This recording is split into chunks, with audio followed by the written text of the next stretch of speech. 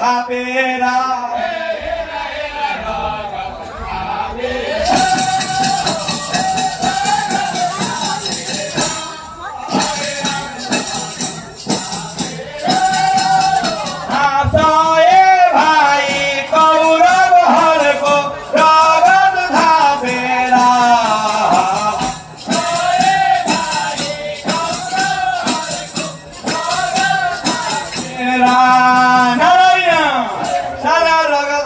भनेदेखि आज हामीले भगवान नरनारायणको भजन कीर्तन भन्यौं।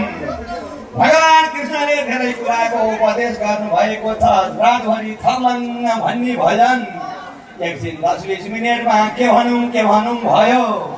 आज भगवान बराहको नाम उच्चारण गरे। आज बराह जयन्तीको दिन भएको हुनाले भगवान कृष्णले हरेक लीला गर्दै भुवार हर्दै सारा दुर्जनहरूको संहार गरेर कलियुगका मनुष्यहरूलाई भगवान के भन्छन् भनेदेखि हेर भाइ पाण्डव हो, कलिकाल लाग्छ। कलिकाल आइसकेपछि म पनि सरवी नदीमा गएर देह त्याग गर्ने छु।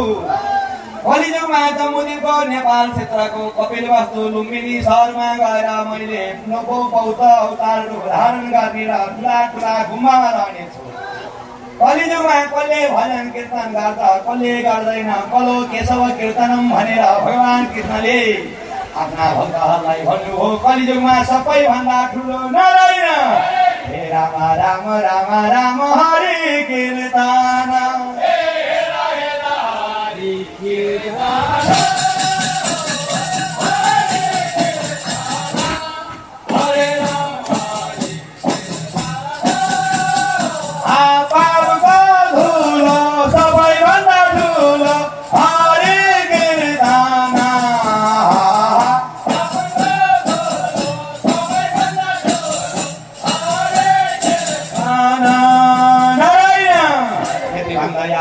हाम्रो भजन कीर्तन यही समापन गर्दै अब नारायण हे राम राम राम राम भोलि पनि भन्नुला।